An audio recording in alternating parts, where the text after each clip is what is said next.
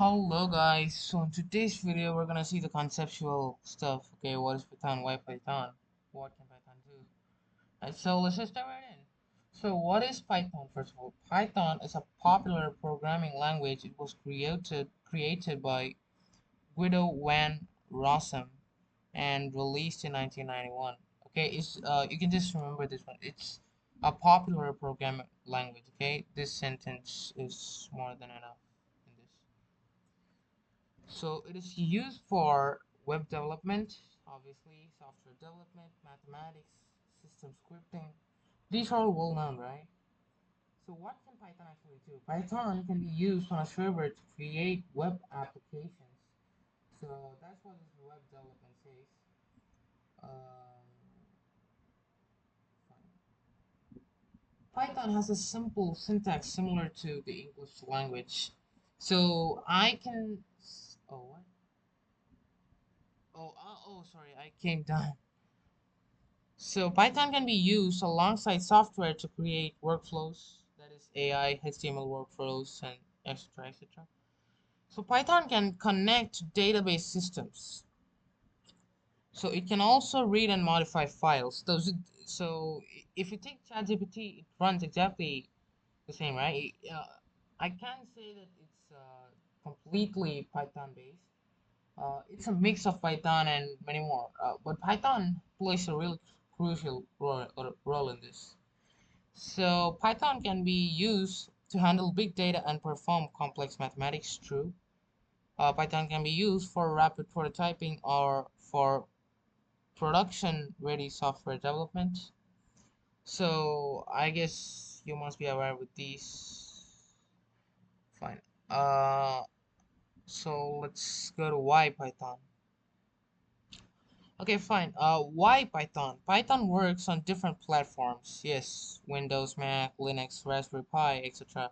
You can code from any device, right? So Python has a simple syntax similar to the English language. It's the easiest coding language, I would say.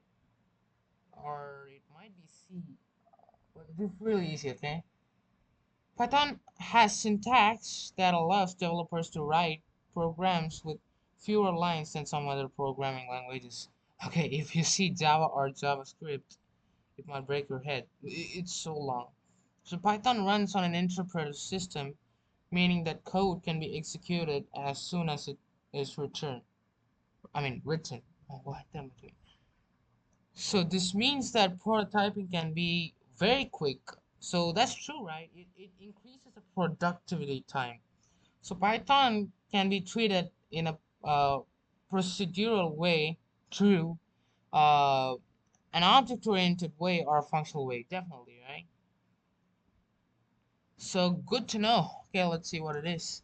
The most recent major version of Python is Python 3, which we shall be using this. Okay, W3 school uses this, and a big good news, we're using the same too. So in this tutorial, Python will be written in a text editor. In my tutorial, it's Python, right? So it's possible to write Python and I mean in an integrated development environment such as Tony. Okay, this is a really cool one. I actually use this.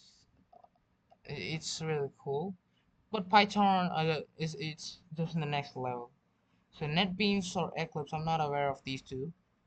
So, which are particularly used for managing large collections of Python files. So you can't even see Visual Studio Code in the list, right? So PyCharm just bet it. So Python syntax compared to other programming languages. Python was designed for readability and has some similarities to the English language with influence from mathematics. Okay, that's already well, we already saw that. That's all. Okay, Python uses new lines complete.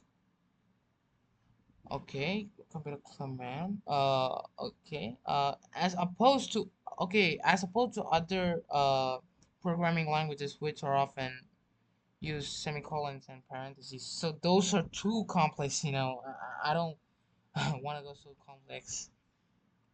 So Python relies on indentation. Yes, indentation is just nothing but space before the line. After defining a function, we do it, right? That thing. Using white space, yes, that's well known, to define scope, such as the scope of loops, functions, and classes. Other programming languages often use curly brackets for this purpose. So those are just not handy, we can say, right? So that's it for today, guys. Bye. Wait a minute.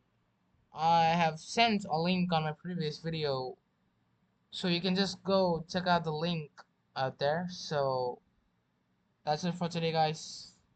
Bye. See you tomorrow.